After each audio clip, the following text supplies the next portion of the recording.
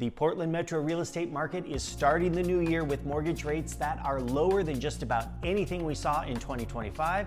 Let's take a look at some of the bigger trends as we dive into 2026.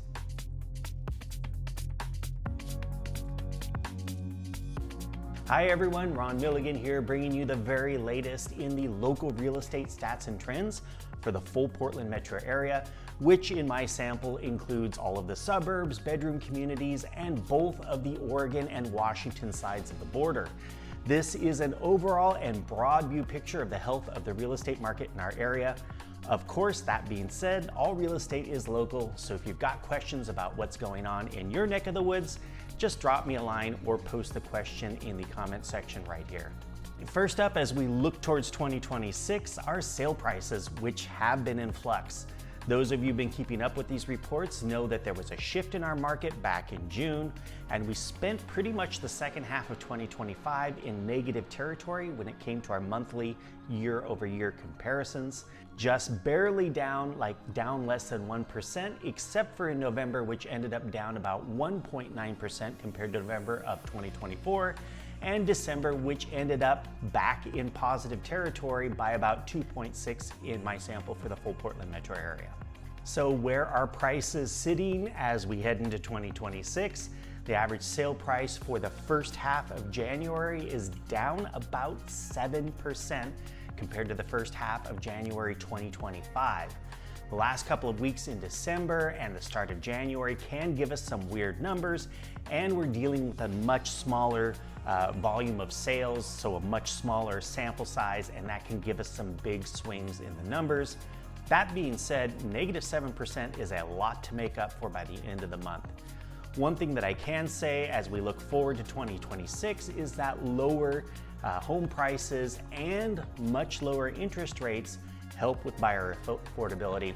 We'll get into the interest rates here in just a minute. Another big shift that we saw back in June was in the supply of homes on the market, or the number of homes available for buyers to choose from.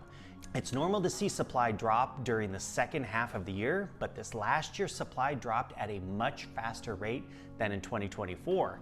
To illustrate that point, at the end of May 2025, buyers had about 33.9% more homes to choose from compared to May of 2024.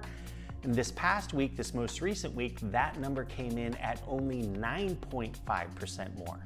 From last week's 2025 wrap-up report, we do know that the number of days that a home spent on the active market before receiving an acceptable offer was way up over the 2024 number by about 14%. However, that difference had been decreasing over the past couple of months. For the first time in more than a year, the average days on market number was the exact same number as it was last year at this time, 67 days in our sample. In addition to that, the median number of days that a home spent on the market, which is a little more indicative of what a well-prepped and well-priced home might experience on the market, that number was actually lower than last year at this time, so 44 days compared to 48 days. And that's the first time that that's happened since March of 2025. That's definitely a number to watch as we head into 2026. Next up is demand. We do know that during the second half of 2025, buyer demand had been keeping pace with the 2024 numbers and often outpacing them. But that dynamic did change in December when we were seeing demand come in a bit lower. Looking forward into our 2026 market, I do suspect that lower home prices and lower interest rates may juice buyer demand a bit, so I'm very curious to see what happens as news about the lower mortgage rates starts to permeate public knowledge. Speaking of mortgage rates, the best advertised rate that I could find for the 30-year fixed mortgage in Portland on Friday morning was 5.75%. That was with just over a half of a discount point and an APR of 5.86%. Keep in mind though that that's the best advertised rate that I could find, and that most lenders will probably have rates a bit higher than this.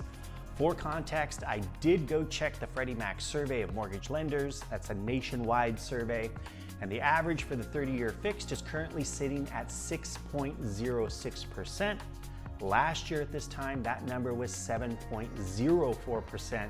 So rates are nearly an entire point lower and that can make a significant difference to buyers when it comes to affordability and mortgage payments. So that's good for buyers, and it's good for sellers because that can also loosen up a bit of demand, which helps sellers with selling their homes. Well, there you have it, the biggest real estate trends to watch as we dive into 2026. I hope that you got something helpful or informative out of this report. If you did, I would love a like or subscribe to the channel if you haven't already. Definitely helps me out and keeps me trucking along. I hope that 2026 is starting out great for you, and I look forward to seeing you right here next week.